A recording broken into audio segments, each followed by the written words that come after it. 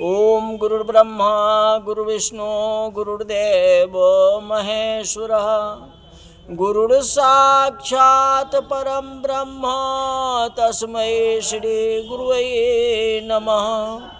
माघ महात्म की कथा विष्णु भक्त देवदूती के मुख से तीर्थ राज प्रयाग का दिव्य चमत्कारी पुण्य प्रभाव और केरल देशवासी ब्राह्मण बसु की मुक्ति के संबंध में सुनकर पिशाच ने प्रश्न किया कि हे महात्मने, केरल देशवासी उस ब्राह्मण को किस प्रकार और किस युक्ति से मुक्ति प्राप्त हुई? यह प्रकरण आपसे विस्तार पूर्वक सुनना चाहता हूँ। कृपा करके इसे विस्तार पूर्वक सुनाने का कष्ट कीजिए। पिशाच के प्रश्न को सुन के महात्मा देवदूती ने कहा कि हे पिशाच, प्राचीन काल में केरल प्रांत में बसु नाम का एक विद्वान ब्राह्मण निवास करता था। संपूर्ण शास्त्र का ज्ञाता, वेदों का मर्मज्ञ और वेद पारगामी ब्राह्मण बसु यद्यपि एक विद्वान ब्राह्मण था, किंतु उनकी कार्य पूर्णतः अधार्मिक और अनीति का था। वह दान, जप, तप, यज्ञ, हवन और ईश्वर भक्ति इत्यादि में कोई धार्मिक कृत्य को नहीं करता था। वह न तो अपने माता पिता और न गुरुजनों का आदर करता था और न उनकी सेवा किया करता था। मतलब पूर्णतः जो है अधार्मिक था। उसके अधार्मिक और अत्याचारी कृत्य से उनके स्वजन संबंधी, माता पिता, गुरुजन इत्यादि दुखी एवं असंतुष्ट थे। उन्होंने उसे सुधार कर सन्मार्ग लाने की अनेक प्रयास किए, परंतु उन्हें सफलता नहीं मिली। तो सबने मिलकर के आपस में मंत्रणा की कि और उनकी समस्त संपत्ति छीन करके उसे घर से निकाल दिया जाए। इस प्रकार परिवार से बहिष्कृत और घर से निकाल दिए जाने के कारण बसु पूरी तरह असहाय, दुखी और निर्धन होकर के देश विदेश, प्रांत प्रांत भटकने लगा। वह निर्धनता, आसक्तता और एकाकीपन से दिन रात व्याकुल और दुखी रहने लगा। उसे भूख प्यास का कष्ट भी दिन रात सताने लगा। उसके दुख की कोई सीमा नहीं थी और न ही कोई अंत था। इस प्रकार देश देशांतर में भ्रमण करते हुए और भटकते वह किसी प्रकार विंध्याचल पर्वत पर पहुंचा, परंतु वहां भी दुख और कष्ट से उसे छुटकारा नहीं मिला। गरीबी, रोग और भूख प्यास से व्याकुल रहते हुए इसी बीच वह दुर्भिक्ष के संकट में भी घिर गया तथा इसी में एक दिन इसकी मृत्यु हो जाती है। कोई नाते रिश्तेदार, धन आदि पास न होने के कारण उसका अंतिम संस्कार भी धार्मिक रीति से संपन्न नहीं हो पाया। इस प्रकार ब्राह्मण बसु की मृत आत्मा को सद्गति न मिल सकी। अंतिम संस्कार की क्रिया तो हुई ही नहीं, उसका कर्म फल भी जो है दूषित हो गया। इन सब का परिणाम यह हुआ, उसे प्रेत योनि को ग्रहण करना पड़ा। तो ब्राह्मण बसु की मृत आत्मा प्रेत योनि को प्राप्त करके वह विंध्याचल पर्वत पर रहने लगी। वहाँ पर वह प्रेत योनिधारी ब्राह्मण बसु शीत, ग्रीष्म, क्षुधा, तृषा और पीड़ा से बड़े व्याकुल एवं व्यथित रहने लगा। वह सदैव दुखी होकर के लंबी लंबी सांस लेता हुआ जहाँ तहाँ हाय हाय करता हुआ भटकता रहता था। वह दिन रात व्याकुल और पीड़ित रहता था। उसे रंच मात्र भी सुख शांति नहीं मिलती थी। इतनी कथा सुन के महर्षि वशिष्ठ जी ने महाराज दिलीप से कहा कि हे राजन, जो मनुष्य हवन नहीं करते, कोई प्रकार के दान नहीं करता या कोई जप तप इत्यादि कोई भी धार्मिक कृत्य नहीं करते, सदैव ही भगवान भजन और देवाधिदेव भगवान विष्णु की आराधना से विमुख रहते हैं, ऐसे मनुष्य की क्रिया भ्रष्ट और कृतहीन समझना चाहिए। इसी प्रकार जो व्यक्ति पावन दिव्य तीर्थ का सेवन नहीं करता, वहाँ जाके धार्मिक कृत्य नहीं करता, कभी भी भिखारी या अभ्यागत की सेवा नहीं करता, किसी का सम्मान नहीं करता, वस्त्र स्वर्ण फल मिष्ठान जल इत्यादि का जो दान नहीं करता, सदैव अधार्मिक धर्म रहित माने जाते हैं, ऐसे लोक निंदित धर्म वर्जित कृत्य को करने वाला मृत्यु के बाद नरक यातना ही भोगते हैं। उनका पुनर्जन्म भी जो है भूत प्रेत राक्षस पिशाच इत्यादि में हुआ करता है। वशिष्ठ जी ने आगे कहा, जो व्यक्ति स्वर्ग और मोक्ष एवं सद्गति की इच्छा रखते हैं, उन्हें सदैव ही शास्त्र की बातों को मानना चाहिए, उनकी अवहेलना नहीं करना चाहिए। जो शास्त्र में आदेश है उसके अनुशासन चलना चाहिए। अपने पूर्व जन्म और इस जन्म के पापों से बचने का प्रयास करना चाहिए। उन्हें दान यज्ञ जप तप पूजा पाठ करना चाहिए। सत गृहस्थ को तीर्थ यात्रा, हरि कीर्तन, अतिथियों का सेवा, सदैव जो है पाप कर्म से बचते हुए शुभ कर्म को करना चाहिए। कोई भी मनुष्य अपने किए हुए कर्मों के फल से बच नहीं सकता,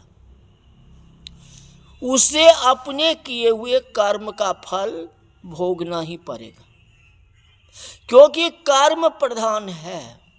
आप जैसा कर्म करेंगे उसके अनुसार दंडित होंगे ही। भगवान उसके अनुसार जो उनको दंडित करते हैं।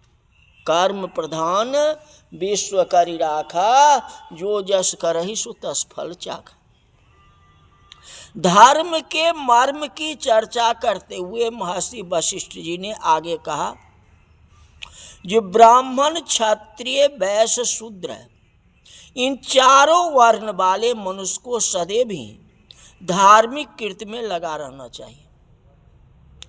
समस्त प्रकार के अशुभ कर्म से बचे रह के पूर्ण धार्मिक एवं पाप रहित जीवन व्यतीत करना चाहिए। कोशिश करें कि कोई प्रकार का पाप न हो, इससे उसका यह लोक और परलोक दोनों ही संभल जाते हैं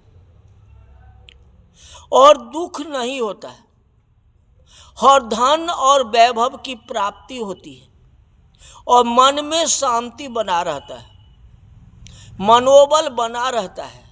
जो मैंने जहाँ तक धार्मिक कार्य को किया, अच्छे कर्म किया, किसी से ईर्ष्या द्वेष नहीं किया, तो एक प्रकार की साहस बनी रहती है। उस अनुसार भगवान जो है उसको आगे बढ़ाते हैं, उसको आशीर्वाद देते हैं। उसके आशीर्वाद से उसका परिवार जो है खुशहाल रहता है और इस जन्म में और दूसरे जन्म में जो है उन्हें सुखी जीवन व्यतीत होता है। महर्षि वशिष्ठ ने आगे राजा दिलीप से कहा कि हे राजन, अब मैं तुम्हें केरल देश के उस प्रेत कायाधारी ब्राह्मण वसु की मुक्ति की कथा सुनाता हूँ, ये कैसे मुक्ति हुई। एक दिन एक धर्मात्मा पुरुष प्रयागराज में स्नान करके अपने घर लौट रहा था, तो उसके साथ त्रिवेणी की जल की 2 बोतलें थी, जिन्हें वह अपने साथ ले जा रहा था। वह भगवान भक्ति में मग्न होकर के भगवान का कीर्तन करता हुआ चला जा रहा था। उसी समय वसु के प्रेत ने उसका मार्ग रोक लिया। वसु के प्रेत ने उसे कहा कि हे ब्राह्मण, तुम्हारे पास जो जल की बोतलें हैं मैं इनका जल पीना चाहता हूं।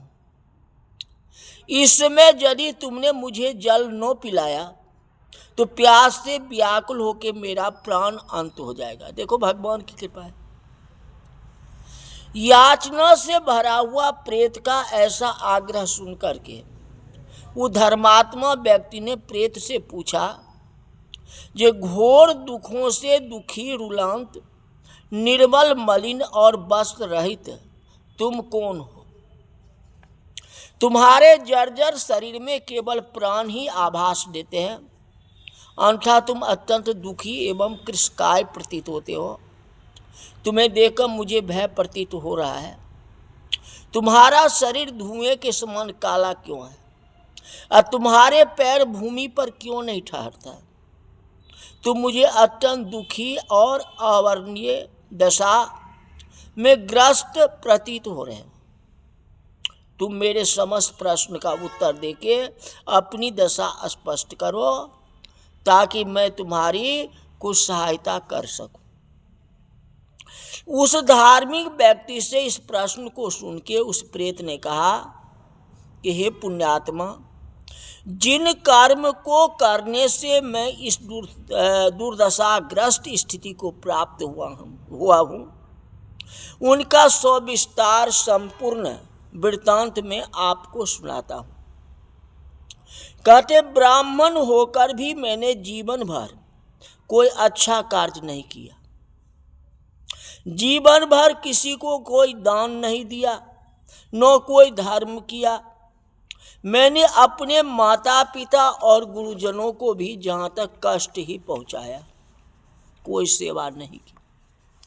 मैंने कभी भी घर आए किसी अभ्यागत का स्वागत नहीं किया। मैंने जीवन भर स्वेच्छाचारी जीवन जिया। मैं सदैव भगवान की भक्ति और पूजा अर्चना से विमुख रहा। मैंने जीवन भर अनेक पाप कर्म और परपीड़न के कृत्य किए। प्रेत ने रोते हुए आगे कहा कि हे ब्राह्मण, अब मुझे अपने पूर्व जन्म में किए गए इन समस्त पाप का स्मरण करके पश्चाताप हो रहा है, लेकिन पछताए क्या होते हैं जब चिड़िया चुन गई खेत। अब पछताने से क्या हो? मेरे अपक्रम के प्रभाव से मेरा ज्ञान बुद्धि और विवेक पूर्ण रूप से नष्ट हो चुका है। मेरा दुर्भाग्य इतना बड़ा है कि इस जंगल में समस्त प्रकार के फल फूल कंद मूल निर्मल जल परिपूर्ण जलाशय मिष्ट विद्यमान होने पर भी मैं सदैव भूखा रहता हूँ, प्यास से व्याकुल होकर भटकता रहता हूँ। मेरे पाप कर्म से मेरा दुर्भाग्य इतना प्रबल है कि मैं न तो लता और वृक्ष से फल तोड़ के रख खा सकता हूँ, न कंद मूल फल खा सकता हूँ और न ही पेट भर के जल पी सकता हूँ। कहते अपने पूर्व जन्म के पाप कर्म के कारण मुझे यह प्रेत योनि प्राप्त हुई है। मैं सदैव ही क्षुधा तृषा और पीड़ा से व्याकुल रहा करता हूँ। इस भयंकर दुखदायी प्रेत योनि में वायु ही मेरा जीवन का एकमात्र आधार है। अब मैं अनुभव कर रहा हूँ कि मनुष्य के स्वकृत कर्म से ही निर्मित प्रारब्ध प्रबल है, इसमें किसी की भी रक्षा नहीं हो सकती। पूर्व जन्म के पाप की चर्चा करने के बाद उस प्रेत ने पूर्व जन्म के अच्छे कर्म से बनने वाले प्रारब्ध की चर्चा करते हुए कहा, जे कभी कभी कुरूप कायाधारी नीच कुल में उत्पन्न हुए मंद बुद्धि मूर्ख कुटिल और समस्त श्रेष्ठ जन एवं धर्मात्माओं को निंदा करने वाले, उदारता वीरता शूरता और समस्त सद्गुणों से रहित मनुष्य भी अपने पूर्व कर्म से राज सुख को प्राप्त करते हैं। वास्तव में उनकी इस आश्चर्यजनक सुखद उपलब्धि का एकमात्र कारण उनका प्रारब्ध होता है। पूर्व जन्म में जो कर्म किया हुआ है उसके अनुसार इस जन्म में सुखी जीवन व्यतीत करता है और इस जन्म में जो धर्म करता है वह दूसरे जन्म में प्राप्ति होती है। ऐसा सुना। प्रेत करण वाणी से रोते हुए उन धार्मिक व्यक्ति से आगे कहने लगा, महात्मा, कुछ मनुष्य का प्रारब्ध इतना प्रबल होता है कि कायर, निर्मल, बुद्धिहीन, अविवेकी, नीति और धर्म कर्म को न जानने वाले, नपुंसक, अंगहीन और पापाचारी होते हुए भी राजा बन जाते हैं। उन मूर्ख और पापियों के इस प्रकार की चमत्कारी सुखद जीवन का एकमात्र कारण उनकी पूर्व जन्म के सत्कर्म है, जिसके कारण यह सुखी रहता है। अनीति भी करता है तो भी उसका जीवन सुखी रहता है। वर्तमान जीवन में कुछ मनुष्य धर्म विरुद्ध जीवन जीते हुए भी समस्त सुख ऐश्वर्य के भोग को प्राप्त करते रहते। ये जो है आश्चर्य की बात है। ये बात समझाने की मुझे कृपा करें। तो अब ये जो है दोनों की, ब्राह्मण और वो केरल देश का जो है जो प्रेत में आया है, दोनों की वार्तालाप चल रही है। आगे जब उसका उद्धार, प्रेत का उद्धार हो जाएगा, वही प्रयागराज के जल से ही होंगे। जो कथा कल बताएंगे। आज की कथा यही तक रही। बोल वृंदावन बिहारी लाल की जय।